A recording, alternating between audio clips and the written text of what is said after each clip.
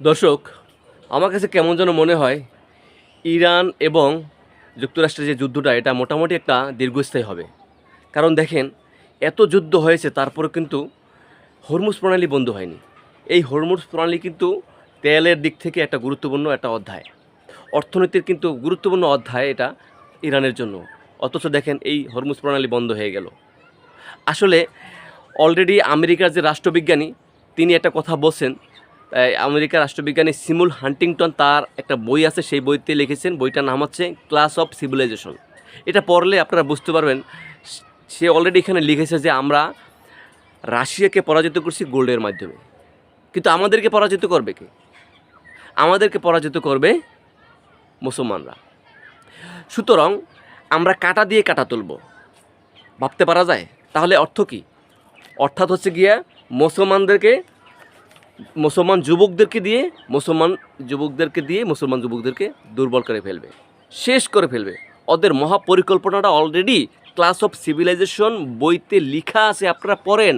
Must be will be read the book. বুঝতে পারছেন কীভাবে ওদের পরিকল্পনাটা কী? তাহলে এখন দেখেন এর প্রমাণ কীভাবে মিলল। ইরাক এবং ইরান এই দুইটা রাষ্ট্রকে কিন্তু অলরেডি দুর্বল করে ফেলছে। কে দুর্বল করে ফেলছে জানেন? আমেরিকা। এই যুদ্ধ লাগায়া ওরা উপর থেকে দেয়, অস্ত্রও দেয়, এগুলো দেয়, দিয়ে টিয়া মানে যুদ্ধ লাগায়া একদিকে ইনকামও করতেছে, একদিকে মুসলমান শেষ করতেছে। আর আমরা শুধুমাত্র ফতোয়া দিয়ে আসি। আমার এই কথায় কিছু আসবে যাবে? হ্যাঁ, আসবে। আমি আল্লাহর আরশ পর্যন্ত আমার এই কথাটা হয়তো বা যেতে পারে। এই কথাটা আল্লাহর আরশ পর্যন্ত যেতে গিয়ে হয়তো বা আমাদের মতো মানুষ দ্বারা এই চিন্তা চেতনা, এই কথার কারণে পরিবর্তন আসতে পারে, যদি আল্লাহ কবুল করে। এই জন্যই বলা। এরপর দেখেন ইরাক এবং কুয়েতের যুদ্ধ আমরা তো জানি না। ইরাক এবং কুয়েতের যুদ্ধ যখন লাগছিল, এটা কিন্তু দুর্বল করে ফেলছে। তারপর দেখেন ইরাকের বিরুদ্ধে কুয়েতের পক্ষে ছিল কে? এই আমেরিকা, হারামজাদা। এটা পক্ষে থাকা সাদ্দামের পতনের অবস্থা দেখছি না? সাদ্দামের কী অবস্থা হয়েছে, কী অবস্থাভাবে তাকে মারলো।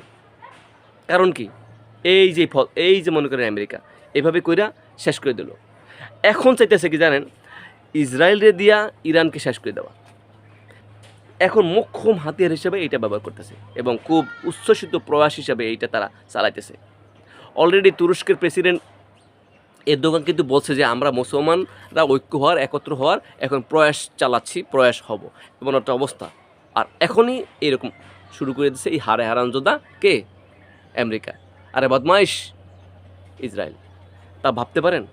এখন এতে মনে হচ্ছে যে আমার আসলে এই যুদ্ধটা একটা দীর্ঘস্থায়ীভাবে যাবে। এরকমই এখন অবস্থা সৃষ্টি হয়ে গেল। কারণ হরমুজ প্রণালী বন্ধ, এটা সাধারণ চারটিখানি কথা নয়। ধন্যবাদ। আমাদের সকলের উপর আল্লাহর রহমত নাজিল করুক। আমিন।